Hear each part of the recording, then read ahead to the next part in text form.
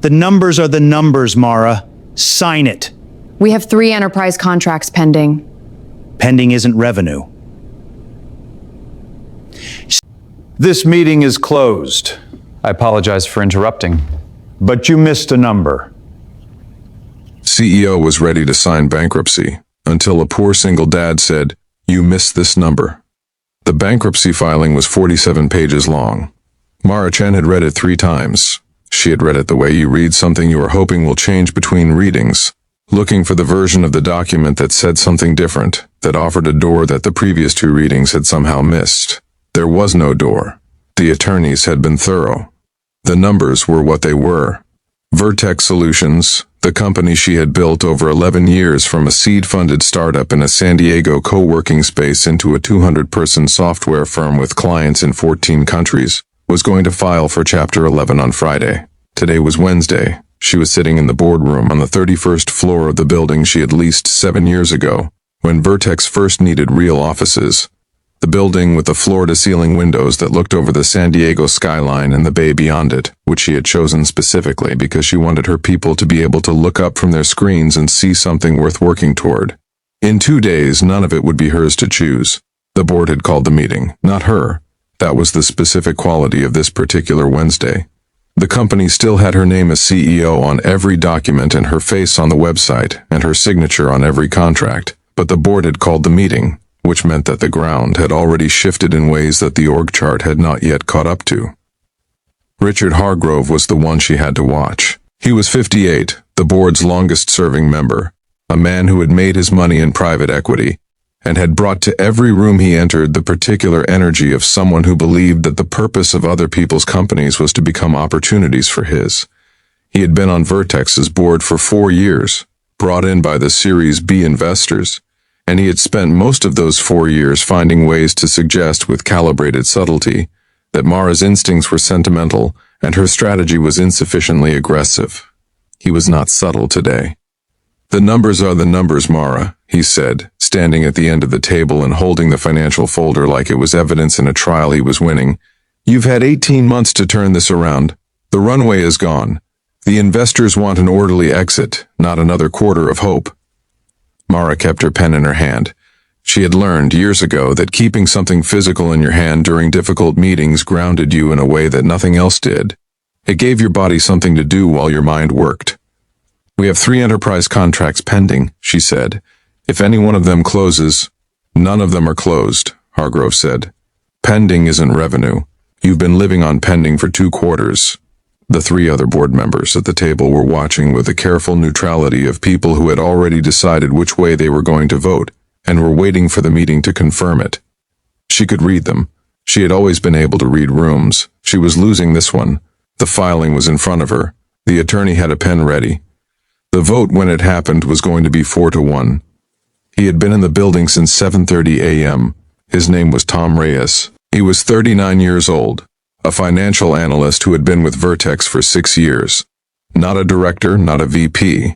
Just a senior analyst in the finance department who sat in a cubicle on the 28th floor and whose job, for the past 3 months, had been to assist the restructuring consultants with the documentation the bankruptcy filing required. He was not supposed to be on the 31st floor. He had actually left the building at 6 p.m. the previous evening, driven to his apartment in National City, made dinner for his 11-year-old daughter, Sophia, helped her with her science project about water filtration, put her to bed, and then sat down at his kitchen table at 9:30 p.m. because something in the numbers had been bothering him since Tuesday afternoon, and he could not identify what it was until he was no longer in the office. He had found it at 11:47 p.m. He had stared at it for 20 minutes to make sure he was right. Then he had gone to bed, set his alarm for 5:30, and driven back to the office in the morning to pull the original source files and confirm it against 3 separate data sets. He was right. The error was in the revenue recognition model, a data mapping issue introduced when the company migrated its financial system 18 months ago.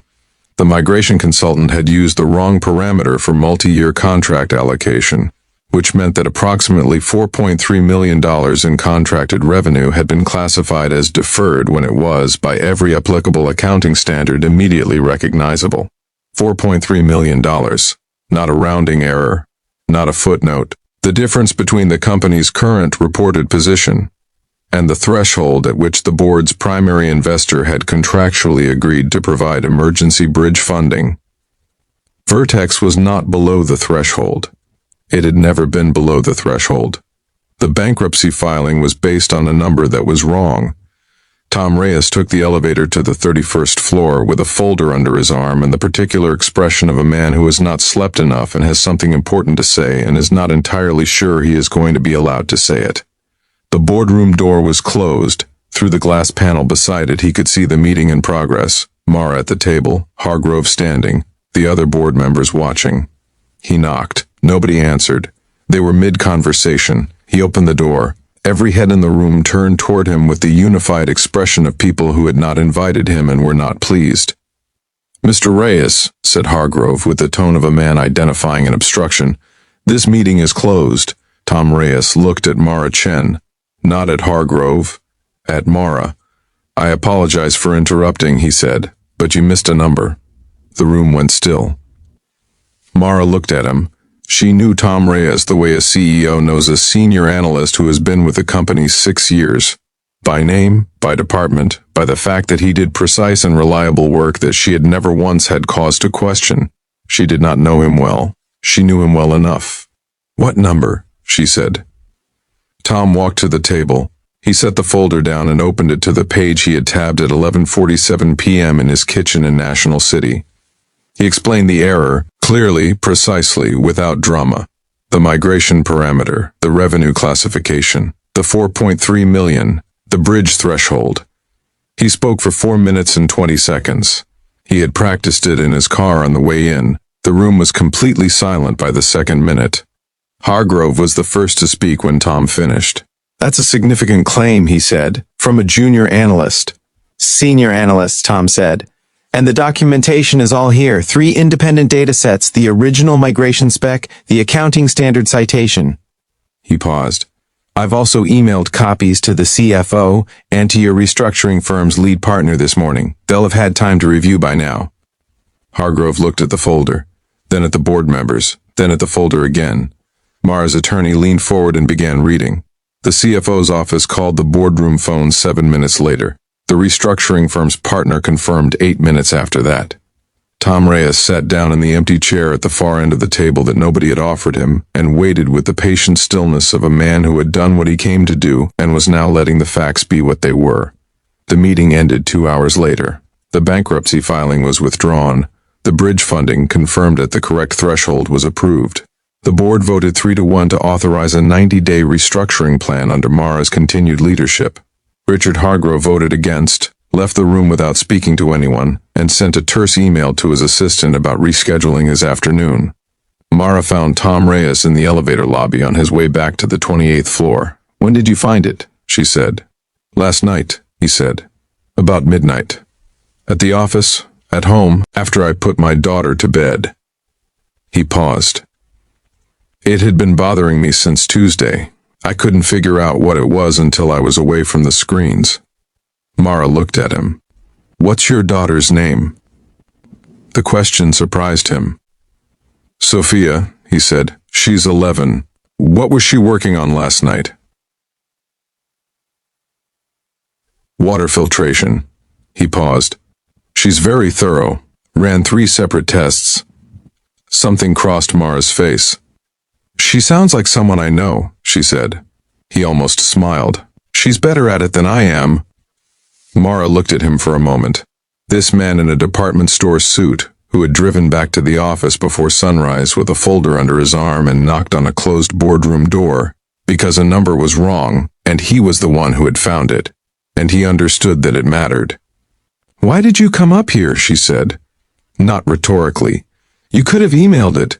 You could have sent it to the CFO and let it move through channels." Tom thought about it honestly.